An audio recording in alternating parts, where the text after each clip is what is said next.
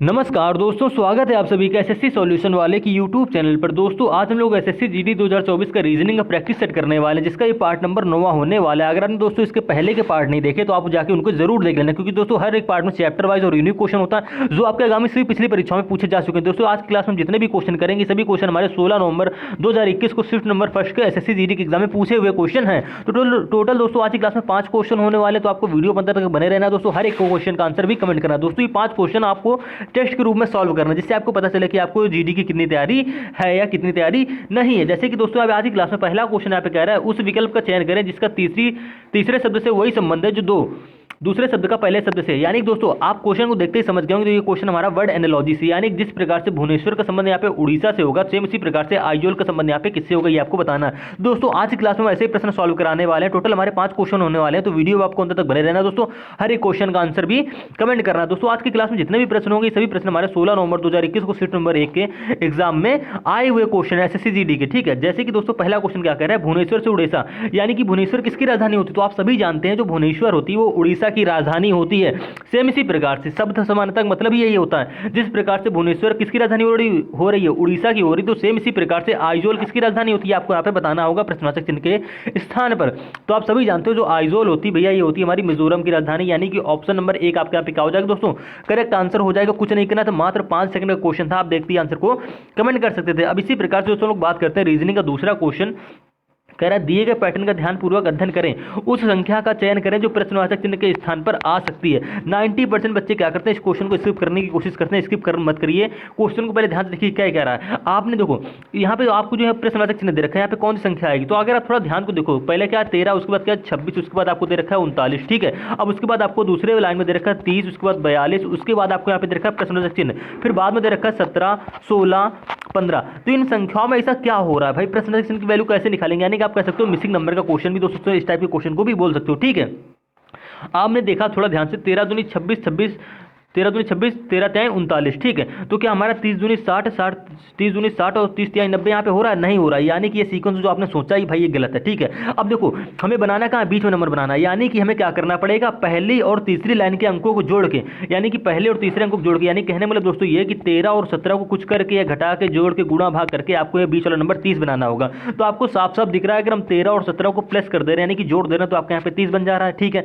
क्या सेम उसी लॉजिक से, क्या उसी लॉजिक के आधार पर आपका 26 और 16 से आपका 42 बनना, तो आप क्या करेंगे 26 और 16 में भी क्या करेंगे 42 जोड़ेंगे। यानी कि जिस प्रकार से आपने 30 बनाया सेम उसी प्रकार से आपको यहाँ पे 42 बनाना पड़ेगा, सेम उसी प्रकार से आपको यहाँ पे प्रश्नवाचक चिन्ह की वैल्यू बनानी पड़ेगी और आपको ऑप्शन में मिलनी भी चाहिए। ठीक है, तो हमने क्या करा 13 और 17 को जोड़ा आपका 30 बन गया। ठीक है, 26 और 16 को जोड़ दिया हमारे यहाँ पे 42 बन गया, हमको 42 बीच में मिल भी रहा था। तो हम सेम इसी प्रकार से क्या करेंगे 39 और 15 को आपस में जोड़ देंगे। तो 39 15 दोस्तों कितना होता है, तो 9 5 14 की 4 80 लग गया, 3 4 1 5 54 आ गया। यानी कि 39 और 15 दोस्तों आपका होता है 54, जो कि हमारी जोड़ने पर कहा गई क्वेश्चन मार्क की वैल्यू आ गई। और आपको ऑप्शन नंबर 2 में 54 देखने को मिल रहा है, यानी कि ऑप्शन नंबर 2 आपका क्या हो जाएगा यहाँ पे दोस्तों, करेक्ट आंसर हो जाएगा। इस टाइप के क्वेश्चन को आप मिसिंग नंबर का क्वेश्चन यानी कि लुप्त संख्या का क्वेश्चन भी बोल सकते हैं। अब इसी प्रकार से दोस्तों लोग बात करते हैं रीजनिंग के तीसरे क्वेश्चन की। कह रहा है इस क्वेश्चन का आंसर भी आपको कमेंट करना है, ये क्वेश्चन आपको टेस्ट ग्रुप में सॉल्व करना है। अगर दोस्तों आपने ये क्वेश्चन बना लिया तो आप समझ लीजिएगा कि अब जीडी 2024 का जो हमारा एग्जाम होने वाला है उसमें आप रीजनिंग में 10 से 15 क्वेश्चन तो आसानी से ही सॉल्व कर लोगे।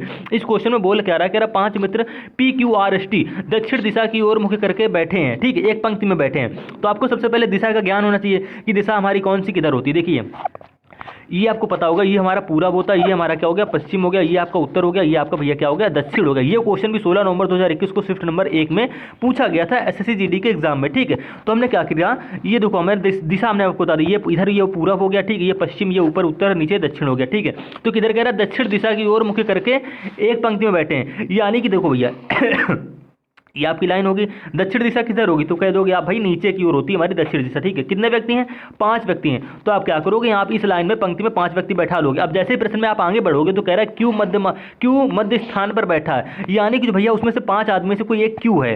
क्यू कहाँ बैठा है, मध्य स्थान पे। तो आपको साफ साफ दिख रहा होगा भैया, कह दोगे क्यू मध्य स्थान हमारा क्या है, मध्य स्थान हमारा ये वाला है, यानी कि बीच में यही तो आ रहा है, 2 आदमी इधर बैठेंगे। ठीक, और 2 आदमी इधर हो जाएंगे, मध्य में कौन आ जाएगा, ये क्यू आ गया। ठीक है, फिर जैसे ही प्रश्न को आगे पढ़ेंगे कह रहा है P पश्चिमी सिरे पर बैठा है, यानी कि जब व्यक्ति का मुंह इधर की ओर होता है, उत्तर की ओर होता है, तो भाई पूरब इधर होता है। ठीक है, और पश्चिम इधर होता है। अब जब व्यक्ति का मुंह दक्षिण दिशा में हो, ठीक है दक्षिण दिशा में हो, तो भाई ये पलट जाएगा, यानी कि आपका पूरब इधर आ जाएगा और पश्चिम आपका इधर आ जाएगा। ठीक है, ध्यान से समझिएगा।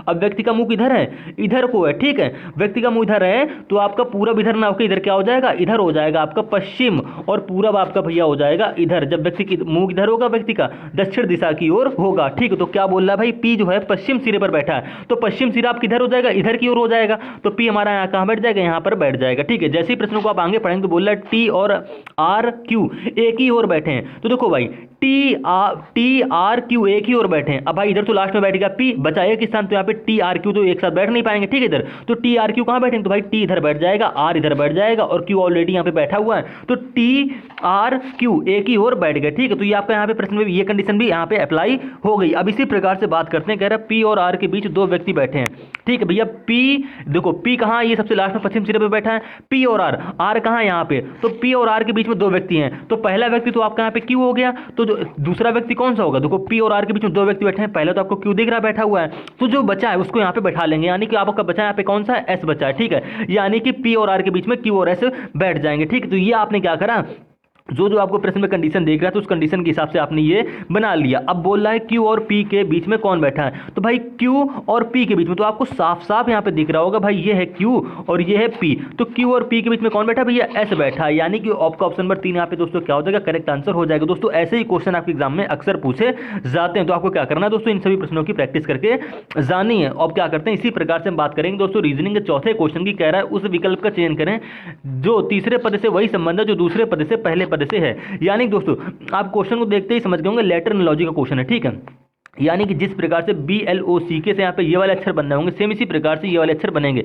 बस आपको कंडीशन यहाँ पे क्या है, देखिए आप जो आपको यहाँ पे एक चीज़ अलग देखने को मिलेगी, यहाँ पे 5 अक्षर है तो यहाँ पे 5 अक्षर बनना है, भाई साहब यहाँ पे 6 अक्षर है तो यहाँ पे 6 अक्षर बनेंगे, ठीक है। ये आपको ध्यान में रखना है, तो यहाँ पे थोड़ा सा अल्टरनेट करने में आपको गड़बड़ हो सकती है, तो आपको क्या करना है, इस प्रश्न को बहुत ही सावधानी से सॉल्व करना है। जैसे कि यहाँ पे क्या है BLOCK, ठीक है। तो आप सोच रहे होंगे हम B से L नहीं बनाएंगे। अब देखो हम क्या करते थे अभी तक, पहले अक्षर से तुलना करके क्वेश्चन को सॉल्व करते थे, जितने भी क्वेश्चन अभी तक सॉल्व किए हैं। लेकिन इस क्वेश्चन में क्या हो रहा है, अगर आप B से L बनाओगे, ठीक है, तो बी से एल में काफी लंबा गैप करके बनेगा, तो जब भी आपका काफी लंबा गैप हो तो आप वो अक्षर से वो अक्षर नहीं बनाओगे, तो क्या करोगे, बी से बनाओगे सी। हम ऐसा क्यों करें, क्योंकि बी से सी आसानी से बन जाएगा +1 करके, ठीक है। तो आपका बी से सी बना +1 करके, ठीक है। यानी कि पहला अक्षर जो बना हमारा कैसे बना, +1 करके बना। तो यहाँ पे पहला अक्षर क्या है, एम है, तो एम में भी भाई साहब क्या करोगे, +1 करोगे, तो आपका क्या बनना चाहिए, एन बनना चाहिए, यानी कि लास्ट अक्षर क्या आना चाहिए भाई, आपका एन आना चाहिए, ठीक है। लेकिन आपको किसी भी ऑप्शन में लास्ट में एन नहीं दे रखा है, तो भाई आप पूरा क्वेश्चन को सॉल्व मत करिए, आप ऑप्शन में मिलाते जाइएगा। तो आपको किसी भी ऑप्शन में लास्ट में एन नहीं दे रखा है, यानी कि ये लॉजिक आपका यहाँ पे क्या हो गया भाई साहब, गलत हो गया। अब गलत क्यों हो गया, क्योंकि देखिएगा यहाँ पे 5 अक्षर हैं भाई, यहाँ पे 6 अक्षर हैं, तो हम एक हमारा यहाँ पे क्या हो रहा है, आप थोड़ा प्रश्न को ध्यान से देखेंगे तो यहाँ पे BLOCK को पहले क्या किया गया है, रिवर्स मेथड में लिखा गया है। आप क्रॉस मेथड से भी कर सकते हो, कह दो कि आप बी से यहाँ पे हमने बनाया C +1 करके बना लिया, ठीक है। तो सेम इसी प्रकार से आप यहाँ पे क्रॉस मेथड ना करिए, आपको सिंपल सा हम एक चीज बताते हैं। देखिए यहाँ पे BLOCK लिखा है, आप क्या करिए, इसको रिवर्स मेथड में लिखिए। रिवर्स मेथड का मतलब दोस्तों ये है कि देखिए रिवर्स मेथड का मतलब होता है ये पहला वाला अक्षर इधर आ जाएगा, यानी कि हो जाएगा KCOLB, ये होता है हमारा रिवर्स मेथड, ठीक है। आपको कुछ नहीं करना, इस प्रश्न को ही देखते ही लिख लेंगे, ठीक है। आपने रिवर्स मेथड लिख लिया, अब कोड आप आसानी से बना सकते हो। कैसे, देखिएगा ऐसे इस टाइप के प्रश्न भी आपके एग्जाम में अक्सर पूछे जाते हैं, क्योंकि इसमें भाई कितना भी आप लॉजिक लगा लो, ये से ये अक्षर और ये से अक्षर आप इसी लॉजिक के आधार पर नहीं बना पाओगे। तो आप क्या करिए, सिंपल सी बात है, आपको अगर टाइम बचाना है पेपर में, तो आप BLOCK को क्या करिए, आपने सारे तरीके देख लिए, अब आप क्या करिए, रिवर्स मेथड कर लीजिए, यानी कि के बाद CCOLB, तो KCOLB हमने लिख लिया। अब आप क्या करिए भाई साहब, देखिएगा अब क्या करिए, के से हमको क्या, देखो के में देखो यहाँ पे कोड क्या बन रखा है, LBPKC, यानी कि पहला अक्षर L बनना, तो हम के से L बना सकते हैं। कैसे बना सकते हो, क्योंकि आप सभी जानते हो के के बाद क्या आता है दोस्तों, L आता है। कैसे आया, प्लस का 1 करके आया, ठीक है। सेम इसी प्रकार से यहाँ पे C है, तो C से यहाँ पे देखो दूसरा अक्षर क्या बनना है, B बनना है, ठीक है। यही तो आपको बनाना था, तो भाई C से B कैसे बनाओ, तो -1 कर दोगे तो आपके यहाँ पे बन जाएगा B, ठीक। अब इसी प्रकार से बात करते हैं, यहाँ पे देखो क्या O है, O में क्या करोगे, +1 करके आप P बना लोगे, ठीक है। यहाँ पे L है, तो L में आपने क्या किया, -1 करी तो आपका बन गया भाई सब K। यहाँ पे B है, तो B में क्या करी, +1 करी तो आपका भैया क्या बन गया, C बन गया। कैसे बनना आप समझ गए, यानी कि एक बार प्लस एक बार माइनस, तो क्या करा भाई उसने plus minus plus minus plus minus, ठीक है। एक बार प्लस का 1 एक बार प्लस का -1, ठीक है। एक बार प्लस का 1 एक बार प्लस का -1 एक बार +1, ये अल्टरनेट यहाँ पे चल रहा है। तो चल किस प्रकार से रहा, तो उसने कुछ नहीं किया, जो आपको यहाँ पे अक्षर दे रखा था BLOCK को उसने क्या किया, रिवर्स मेथड में लिख लिया, KCOLB के रूप में लिख लिया। ठीक है, अब इन सभी अक्षरों में क्या कर दीजिए, अल्टरनेट कर दीजिए। कैसे, यानी कि पहले अक्षर में +1 करिए, आपका L बन गया, देखो पहला अक्षर L बन गया। दूसरे में क्या करिए, -1 करिए, आपका देखो यहाँ पे B बन गया। तीसरे में क्या करी, यानी कि इस BLOCK से इस प्रकार से अक्षर बना रहा। कैसे बना रहा, पहले उसने रिवर्स मेथड में लिखा, फिर +1 -1 +1 -1 +1 का लॉजिक लगाया। अब इसी प्रकार से हम बात करेंगे यहाँ पे जो आपको वर्ड दे रखा है MARGIN, यानी कि आप क्या करोगे MAR। ठीक है, ध्यान से देखेंगे क्वेश्चन को और समझेंगे। ये क्वेश्चन आपके एग्जाम में अक्सर रिपीट होता है, इसी लॉजिक पर आधारित क्वेश्चन। ये क्वेश्चन नहीं आएगा तो इसी लॉजिक पर आधारित क्वेश्चन आएंगे। अब इसको तो पहले रिवर्स मेथड में कैसे लिखेंगे, तो भैया देखिए, रिवर्स मेथड का मतलब होता है पीछे से लिखना। यानी कि देखो सबसे लास्ट में क्या है, N है, उसके बाद में क्या है, I है, उसके बाद में क्या है आपका G है, उसके बाद में क्या है R है, उसके बाद में A है, फिर उसके बाद में क्या है M है। आपने रिवर्स मेथड लिख लिया, उसके बाद आपको करना है अल्टरनेट तरीके से +1 -1। सबसे पहले आपने क्या की थी, +1, यानी कि N में क्या करोगे भाई, +1 कर दोगे। ठीक है, I में क्या करोगे, -1 कर दोगे, G में क्या करोगे, +1 कर दोगे, R में क्या करोगे भाई, -1 कर दोगे, A में करोगे +1 और बचा लास्ट में M, तो यहाँ पे कर दोगे -1। यानी कि आपको अल्टरनेट तरीके से +1 -1 +1 -1 +1 -1 करना है। अब बात करते हैं भैया अक्षर कैसे बनाएंगे, तो भैया आपने देखो रिवर्स मेथड में लिखा क्या आया, NIGRAM। ठीक है, अब N में क्या करोगे, +1 कर दो। ठीक है, तो N में +1 करोगे तो क्या आता है आपका, N में +1 करने पे आपका आता है O। ठीक है, I है, I में -1 करोगे तो आपका क्या आता है, तो आप सभी जानते हो I में -1 करने पे आता है हमारा H का। ठीक है, G में +1 करोगे तो क्या आएगा आपका, H आएगा। ठीक है, यानी कि OHH, तो OHH आपको सिर्फ ऑप्शन नंबर 4 में देखने को मिल रहा है। यानी दोस्तों आपको ऑप्शन नंबर 4 यहाँ पे करेक्ट आंसर हो जाएगा। आप चाहें तो आप पूरा प्रश्न को सॉल्व ना भी करिए, लेकिन आपको यहाँ पे हम पूरा क्वेश्चन सॉल्व करके बताएंगे। अब आप क्या करिए, देखो यहाँ पे R से क्या करोगे, -1 करोगे, क्यों, क्योंकि अल्टरनेट चल रहा है। ठीक है, तो R में जैसे आप -1 करोगे तो आपका क्या आता है, Q आता है, क्योंकि Q के बाद क्या आता है दोस्तों, R आता है। तो R के पहले क्या आएगा, Q आएगा -1 करने पे। यहाँ पे A में क्या करना है आपको, +1 करनी, तो आपका क्या आ जाएगा भाई, यहाँ पे A के बाद आ जाता है B +1 करने पे। यहाँ पे M है, तो M में क्या करोगे, -1 करोगे, तो M में जैसे आप -1 करोगे तो आपका क्या आ जाएगा भैया, L आ जाएगा। ठीक है, क्योंकि L के बाद क्या आता है, M आता है +1 करने पे, तो जाहिर सी बात है भैया M के पहले क्या आएगा, आपका L आ जाएगा। तो आपका कोड यहाँ पे बन गया, यानी कि अक्षर आपके बन गए OHH QBL। तो OHH QBL जो कि आपका पहले ही ऑप्शन आंसर ये वाला करेक्ट हो गया था। कैसे करेक्ट हुआ था आपको हम पहले बता दिए थे। आप पेपर में क्या करेंगे, पूरा क्वेश्चन इस प्रकार से सॉल्व नहीं करेंगे, आपको बस ऑप्शन की तुलना करते चले जाना और आपको राइट ऑप्शन यहाँ पे करेक्ट टिक कर देना है। तो इस क्वेश्चन में लॉजिक क्या लगा भैया, उसने क्या किया, BLOCK को रिवर्स मेथड में लिखा, KCOLB, उसके बाद अल्टरनेट कर दिया +1 -1 का, तो आपका यहाँ पे ये अक्षर बन गए। अब इसी प्रकार से दोस्तों लोग बात करते हैं 5वें क्वेश्चन की, कह रहा है अक्षरों के उस संयोजन का चयन करें जिसे दी गई श्रेणी में रिक्त स्थान पर क्रमिक रूप से लिखने पर श्रेणी पूर्ण हो जाएगी। यानी कि दोस्तों लेटर ऑफ 3 से क्वेश्चन है, टाइप नंबर 3 या 2 का बोल सकते हैं। ठीक है, इस टाइप के क्वेश्चन को, ये क्वेश्चन भी आपको 16 नवंबर 2021 को शिफ्ट नंबर 1 के एग्जाम में SSC GD के एग्जाम में पूछा हुआ क्वेश्चन था। दोस्तों मोस्ट इंपॉर्टेंट क्वेश्चन है और ऐसे क्वेश्चन हर आपको एग्जाम में एक क्वेश्चन देखने को मिलेगा। 100% इस टाइप का एक क्वेश्चन आपको देखने को मिलेगा। क्या होता है उसमें, सिर्फ आपको अक्षर भरने होते हैं। अक्षर भरेंगे कैसे, तो आपको कुछ नहीं करना, इसका भी हमारा एक ट्रिक होता है, एक पैटर्न होता है। अगर आप इसका कॉन्सेप्ट जान जाएंगे तो आप आसानी से इस टाइप के क्वेश्चन कर लोगे। चाहे ठीक है, चाहे वो CGL में पूछा जाए, चाहे वो MTS में पूछा जाए, चाहे वो GD में पूछा जाए, चाहे वो CHSL में पूछा जाए, चाहे यूपी पुलिस का एग्जाम हो, MTS का हो, दिल्ली पुलिस हो, किसी के भी गवर्नमेंट एग्जाम हो, सभी परीक्षाओं में आपको इस टाइप का एक क्वेश्चन देखने को मिलेगा। आप प्रीवियस ईयर के प्रश्नों को उठा के देख लीजिएगा, पूरा सेट उठा के देखिएगा, आपको इस टाइप का क्वेश्चन देखने को जरूर मिलेगा। अभी क्वेश्चन सॉल्व कैसे करना है, तो देखिए सबसे पहले आप इसमें अक्षर गिन लीजिए। ठीक, यानी कि देखिए 2 2 4 6 8 10 12 14 16 18, यानी कि टोटल इसमें यहाँ पे क्या इतने अक्षर है, 18 अक्षर है। 18 अक्षर का मतलब दोस्तों ये है कि जिसमें हमें भरने और जिसमें हमको नहीं भरना है। टोटल अक्षर यहाँ पे हमारे कितने 18 हैं।